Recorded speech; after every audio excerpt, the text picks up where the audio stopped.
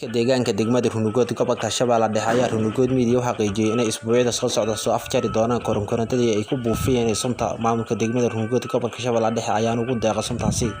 Dadka deegaanka waxay sheegeen inuu aafooyin ku reebay ayaxa maanta ku habsada dhammaan deegaanada, waxayna sheegeen in hadda uu beerihii la kacay balse ay dhulka ka badbaadeen inta badan.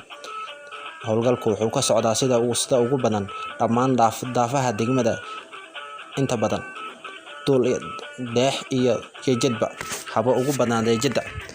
Dadka ayaa isku qaybiyay 3 qaybood iyana qaybo ka shaqeyso dhanka jidda koro ee geelal daadiyo iyo dhanka badda sida ay sheegeen dhulka deexda ah iyo dhanka dhextaalka goof dhaxal loo yaqaano ay ku buufiyaan sunta oo beeruhu ku badan yihiin. Dadka Runugood Media wareysi ayaa sheegay suuqyada soo socda inay dhammaan soo afjari doonaan halkaas